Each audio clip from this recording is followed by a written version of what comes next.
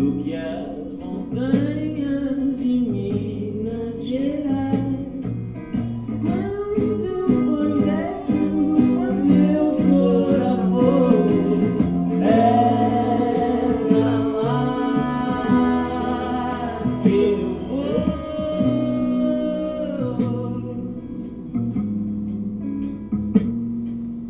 De uma colina poder enxergar Diamantina, então me lembrar que quando eu era jovem rapaz, na estrada com meus amigos, no banco de trás.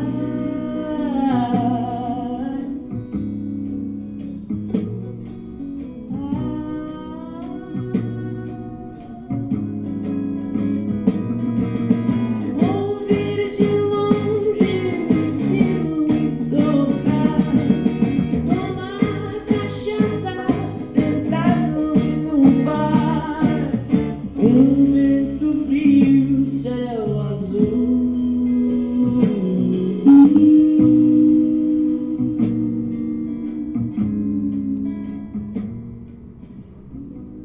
Olá, meus amores, boa tarde, como estão? Gostoso começar a nossa oficina com essa música, né? É uma música tão suave, tão gostosa, tão tranquila, que fala sobre o estado que nós vamos falar hoje na nossa oficina, que é Minas Gerais. E eu acho que essa música tem bem o jeitinho mineirês de ser, não é? Aquele jeitinho calmo, tranquilo, sem pressa. E ela traz essa suavidade, essa calma, e vai falando de alguns lugares de Minas. É uma delícia de ouvir. E aqui, ó, no nosso mapa, Minas Gerais, uai. Belo Horizonte, capital. Nós vamos falar de Minas, dos mineiros, dos lugares, da comida.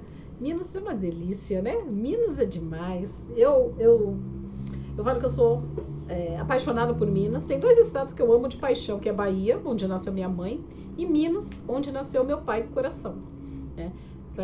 Não sei se todas vocês sabem, eu tenho pai e mãe baianos, só que meus pais se separaram e minha mãe casou com um mineiro. O segundo marido dela era mineiro, meu pai do coração, e com ele eu aprendi tudo, né? Ele me criou desde criança e eu aprendi a gostar da comida mineira que ele fazia, do jeito mineiro que ele tinha. Hoje ele não está mais entre nós, né? Ele já é uma estrelinha a brilhar no céu desse Brasil, no céu da minha vida. E eu amo demais Minas. Minas para mim é um encanto, assim, apaixonada por Minas. E nós vamos falar um pouquinho dela, né? Eu já mostrei aqui no mapa. Então nós já falamos região norte, região centro-oeste, e começamos a falar da região sudeste e começamos logo por Minas Gerais. Minas é a terra do pão de queijo, do queijo, queijinho, da cachaça, do tutu de feijão, do torresminho, do frango com quiabo, do leitão à pururuca, feijão tropeiro, angu, couve refogada, assim, cortadinha, bem fininha. Eu não sou boa para cortar fininho. Vocês são? Da canjiquinha com costela, do doce de leite, doce de abóbora, ambrosia, goiabada cascão e tantas outras coisas deliciosas. Se vocês conhecerem mais alguma comida mineira, fale aí no grupo pra gente ir trocando depois quando a gente estiver conversando, certo? Minas é um estado surpreendente e repleto de atrativos, seja na gastronomia, na cultura, na beleza das suas serras e no aconchego cativante do povo mineiro.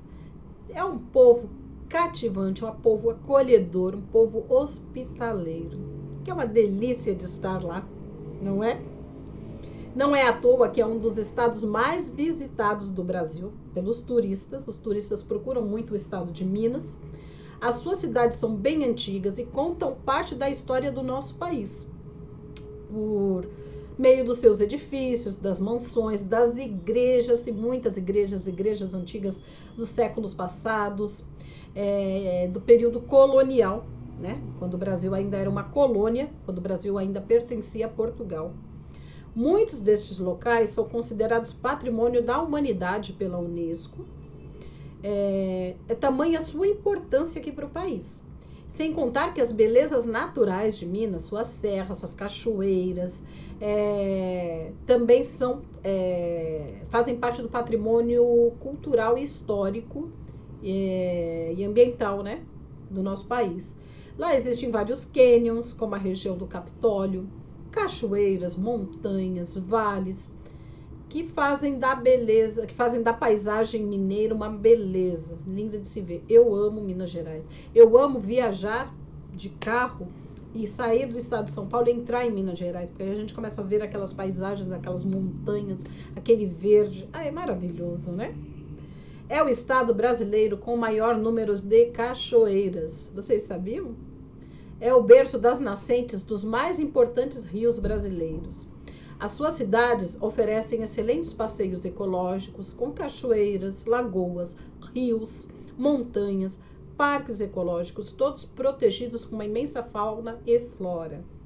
Minas conta ainda com grandes metrópoles, como é o caso de Belo Horizonte, e alguns outros estados, né? Governador Valadares, e quais outros, que aí a gente vai lembrando. Tem uma excelente rede de hotéis, de bares, de restaurantes e até de botecos espalhados por toda parte. As cidades turísticas de Minas são uma grande surpresa. São diferentes umas das outras, mas atrativas, acolhedoras, surpreendentes. E Minas é considerada a caixa d'água do Brasil, pelas nascentes de rios que eu falei. E Minas não tem mar. É um estado que não é banhado pelo mar, tá vendo? Aqui fica o Oceano Atlântico, né? Aqui a gente vai falar do Nordeste, aqui o Oceano Atlântico. Só que tá vendo que tem um pedacinho pretinho aqui ainda, que são os estados do Rio e Espírito Santo. Aqui embaixo vai estar São Paulo, Minas, Rio e Espírito Santo. Então, Rio e Espírito Santo banhados pelo mar, Minas não tem mar. O mar de Minas é um mar de montanhas. Fazer uma visita a Minas é conhecer o nosso passado histórico, como eu falei, e da luta pela independência do Brasil.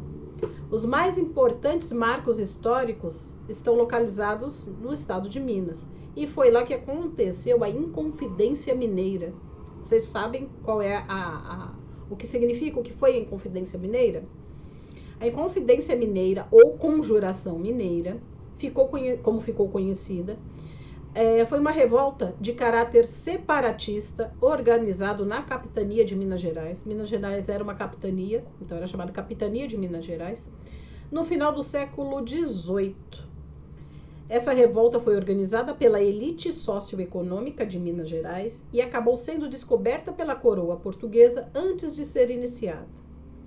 A capitania de Minas era a mais rica do Brasil, em razão da extração do ouro e de diamantes na região. A exploração trouxe uma enorme riqueza e fez Minas Gerais prosperar e crescer. Isso chamou a atenção da coroa portuguesa, o Brasil ainda pertencia a Portugal, e sobre a sua capitania mais importante.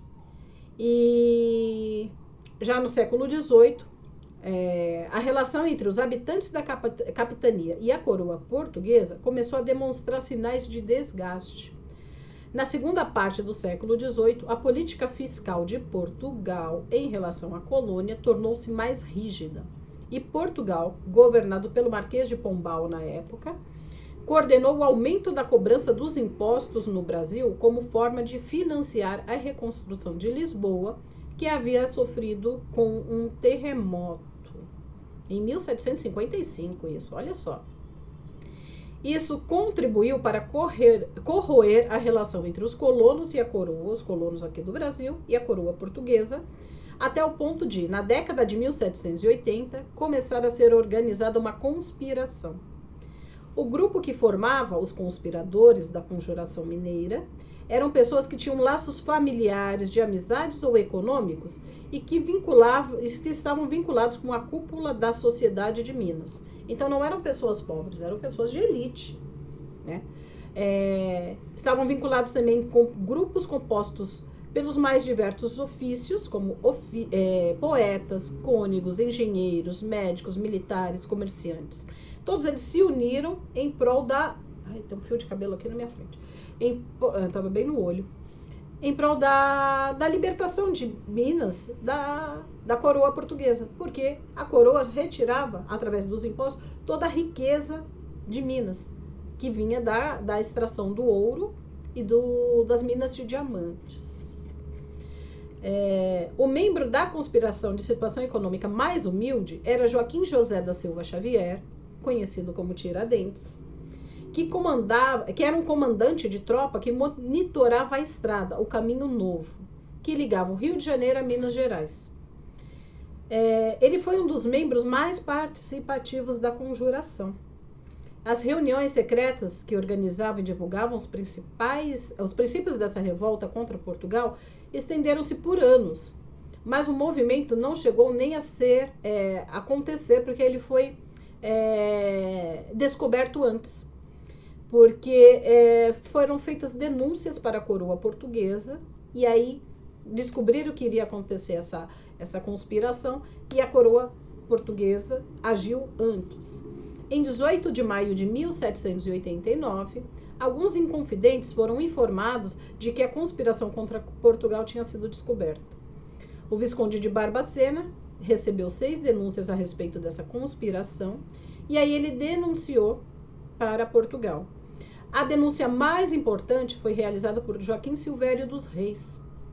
E a partir das denúncias foram feitas as condenações das mais diversas possíveis. Eles foram prendendo os inconfidentes e condenando de diversas formas. Alguns foram degredados, foram expulsos para a África, alguns receberam prisão perpétua e alguns foram condenados à forca.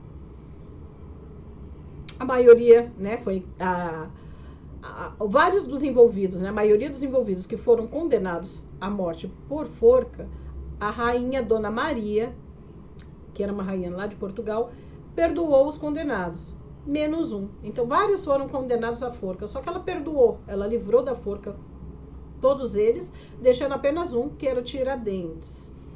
Ele foi preso no Rio de Janeiro em maio de 1789, e a sua morte foi utilizada como exemplo de intimidação. E ocorreu porque ele era o grande propagandista do movimento. Quando ele foi preso no Rio, ele tinha ido para o Rio para divulgar a conspiração. Então, por isso, ele pagou por todos os outros, né? E a morte dele serviu de exemplo para que não houvesse mais conspirações contra Portugal. E aí, Tiradentes foi enforcado no dia 21 de abril de 1792, no Rio de Janeiro. E é isso, né? A parte da Inconfidência Mineira, por isso que 21 de abril se comemora o dia de Tiradentes. E aí a gente vai falar do povo mineiro. O povo mineiro é um povo muito acolhedor e hospitaleiro, possui uma cultura peculiar, uma cultura que só o mineiro tem, marcada por manifestações religiosas tradicionais e a culinária típica do interior, além da importância nacional nas produções artísticas contemporâneas e no cenário esportivo. A riqueza cultural está relacionada a uma sociedade culturalmente diversa, com músicos, artistas, escultores e artesãos. Dentre os movimentos culturais, destaca-se o trabalho de Aleijadinho e o mestre Ataíde, entre vários outros, né, que permitiram o florescimento do barroco mineiro, a obra barroca. Depois no grupo eu vou colocar para vocês verem fotos das obras do Aleijadinho. Cidades turísticas e históricas. Minas é repleto de cidades turísticas e conta com as cidades históricas que estão relacionadas ao movimento da Inconfidência Mineira, da Conjuração Mineira. São diversas cidades turísticas, Belo Horizonte é uma delas, Poços de Caldas, Capitólio, Sabará, Itabira, Conceição do Mato Dentro, São Tomé das Letras, Congonhas do Campo, Conceição de Bitipoca, Lavras Novas, Brumadinho, Camanducaia, Monte Verde e muitas outras. Se eu for citar todas, a gente passa a tarde aqui falando disso. Caminho Velho da Estrada Real. A Estrada Real, uma estrada que foi construída pelo nome Estrada Real, que ligava... hoje ela é uma estrada turística, né? E ela ligava Minas ao Rio de Janeiro. E foi construída para o transporte do ouro, dos diamantes e da família real. Ela tem mais de 1.600 quilômetros, passa por Minas, Rio de Janeiro e São Paulo. E ela resgata as tradições de percurso, valorizando a identidade e a beleza da região e as belezas da região. Ela foi construída em meados do século XVIII, quando a coroa portuguesa decidiu oficializar os caminhos para o trânsito do ouro e diamantes de Minas até o porto do Rio de Janeiro. As trilhas que foram delegadas pela realeza ganharam nomes, né? Essa trilha que foi feita, foi delegada pela realeza portuguesa, ganhou o nome de Estrada Real. Ela foi dividida em 4 caminhos, que é o Caminho Velho, o Caminho Novo, o Caminho dos Diamantes e o Caminho Sabarabuçu. O Caminho Velho, que é conhecido também como Caminho do Ouro, é o primeiro trajeto determinado pela coroa portuguesa ligando Ouro Preto até a cidade de Paraty, que fica no Rio de Janeiro. O Caminho Novo ele foi criado para ser um caminho mais seguro, ligando também Ouro Preto, a região de Minas, até o porto no Rio de Janeiro. Entre as cidades turísticas de Minas mais visitadas são aquelas que fazem parte do Caminho Velho da Estrada Real e são as que tiveram grande importância, como eu falei, no período colonial e na Inconfidência Mineira. Então são elas Ouro Preto, Congonhas, Mariana, São João del Rei, Tiradentes, Diamantina, Ouro Branco. E ele é conhecido como roteiro histórico e é repleto de construções históricas, cachoeiras e belezas naturais. Eu não conheço essa região, eu tenho uma loucura, uma vontade enorme de conhecer. E eu tenho vontade de ir de carro e aí ir fazendo o percurso, sabe? Parando numa cidade, por exemplo, em Ouro Preto, depois em Mariana, depois em Congonhas, e conhecendo cada ponto. Tinha a ideia de ter feito isso no ano passado, em janeiro. Nesse ano. Em janeiro eu saí de férias e a minha vontade era ter feito isso planejando para esse ano, só que não fiz por conta da pandemia. Espero que quando isso acabar eu consiga fazer a minha viagem. E vamos falar um pouquinho de Belo Horizonte, que é a capital mineira. Belo Horizonte, ou tem gente que fala Belzonte. É uma capital surpreendente, uma cidade que conjuga, como nenhuma outra, os verbos receber, conquistar e inovar. A capital de Minas combina o estilo e a qualidade de vida, a gastronomia, a criatividade, a diversidade e hospitalidade, o aconchego e a infraestrutura. Uma cidade bem estruturada. Com ampla oferta de atrativos e serviços turísticos, é um dos principais centros de realização de eventos do país. Desde 2016, ela integra o catálogo de patrimônios culturais da humanidade. Olha só a importância. Que é um título concedido pela Unesco. Lá tem o Conjunto Moderno da Pampulha, que é composto pela Igreja São Francisco de Assis, Casa do Baile, Museu da Arte da Pampulha e o Yacht Tennis Club.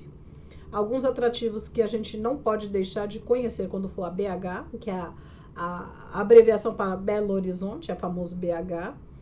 É a Praça do Papa, o Circuito Cultural Praça da Liberdade e o Parque Serra do Curral. E ainda tem a Rota das Grutas, o Museu de Ciências Naturais, o bairro Coração Eucarístico, o Marco Zero e outros pontos turísticos em BH. Ela é conhecida como a capital mundial dos bares, conquistada, por isso ela conquista visitantes do mundo todo pela sua alegria e espontaneidade, que é uma identidade única e que oferece uma experiência turística incrível.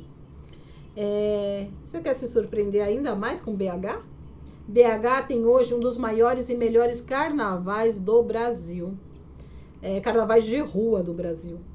Em 2017 foi feita uma pesquisa e BH ficou como a segunda melhor capital carnavalesca, com carnaval de rua, do Brasil, ficando atrás apenas de Salvador e na frente de Rio de Janeiro e São Paulo. Isso no quesito carnaval de rua.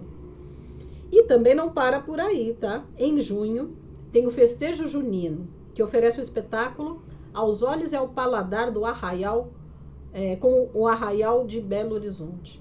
Ela é referência, BH é referência em moda, é palco de grandes shows, manifestações populares, é a cidade onde a gente pode curtir uma mesinha simples de boteco na calçada, deliciar-se com pratos criados por alguns chefes famosos e talentosos ou pela comida caseira mineira.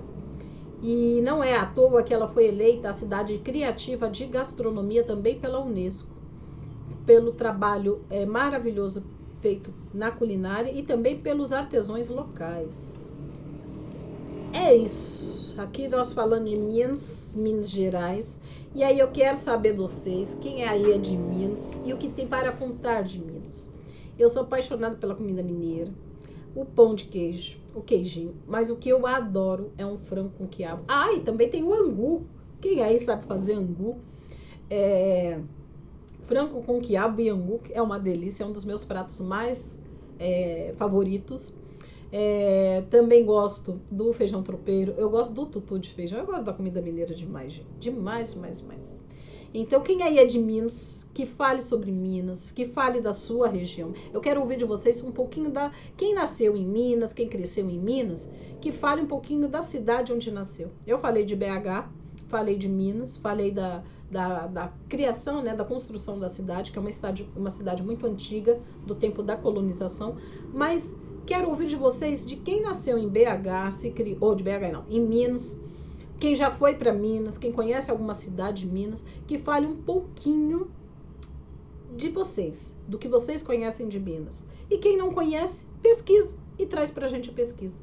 E eu vou contar duas historinhas pra gente finalizar. Uma história que aconteceu de fato comigo, isso é verdade. E eu, inclusive, já contei isso lá no grupo para algumas pessoas. Estava eu lá em Minas, numa cidadezinha perto de Ubá, que é perto de Juiz de Fora, região de Juiz de Fora, tem uma cidade chamada Ubá. E eu estava numa cidadezinha pequenininha chamada Dores do Turvo. Tinha lá pelos meus 18, 19 anos, meninota de tudo.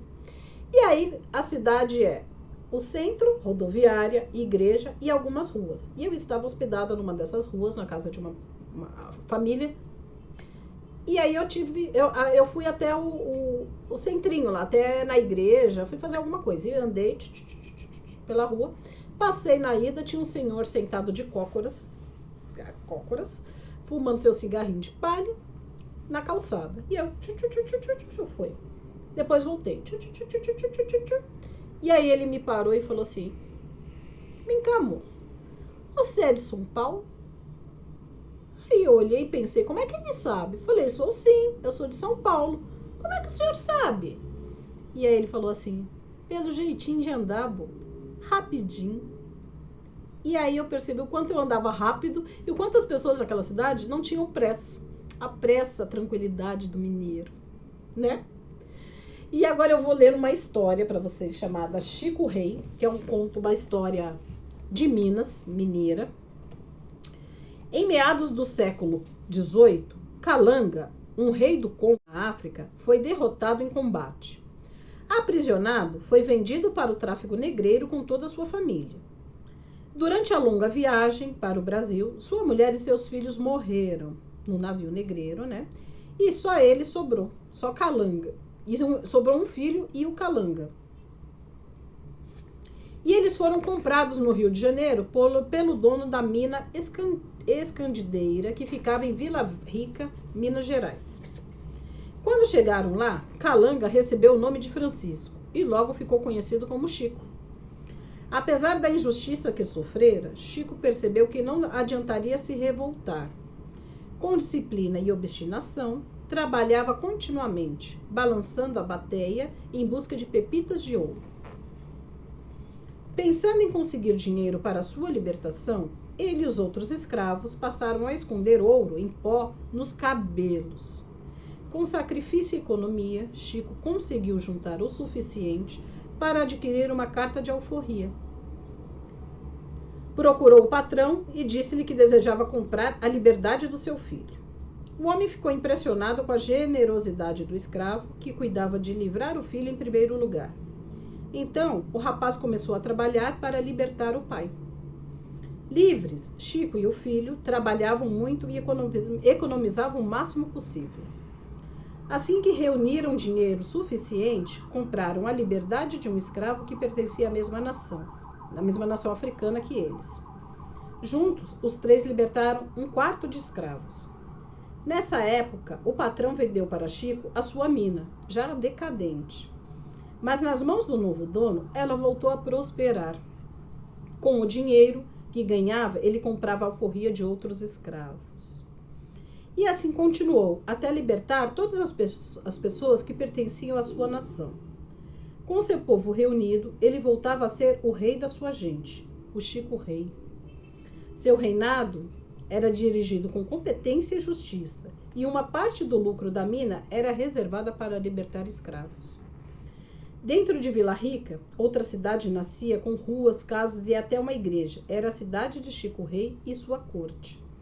Ele construiu, com seu próprio dinheiro, a Igreja do Alto da Cruz, para o qual o Aleijadinho, o principal artista da época, criou os altares. Nos dias de festa, Chico Rei ia até a igreja com sua família, seguido pelo seu povo. As moças cobriam os cabelos com pó de ouro e o deixavam na igreja para ser usado na libertação dos escravos.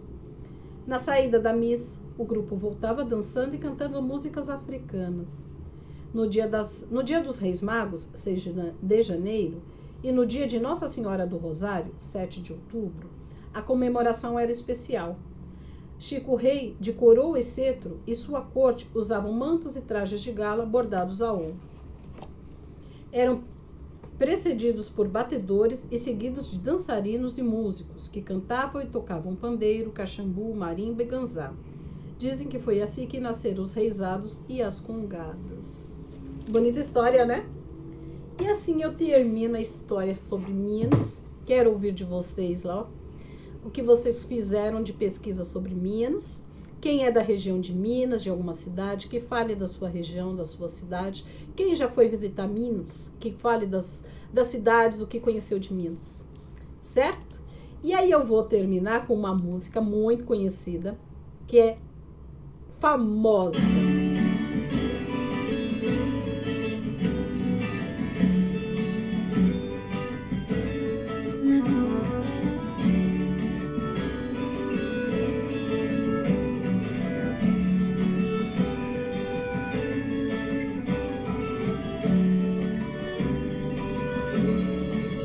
Lindos campos batidos de sol, ondulando no verde sem fim, e montanhas que a luz do arrebol tem perfume de rosa e jasmim. Vida calma nas vilas pequenas, rodeadas de campos em flor, doce terra de lindas morenas, paraíso de sonho e de amor. Oh, Minas Gerais, oh, Minas Gerais, quem te conhece não esquece jamais. Oh, Minas Gerais, oh, Minas Gerais. Oh, Minas Gerais, quem te conhece não esquece jamais.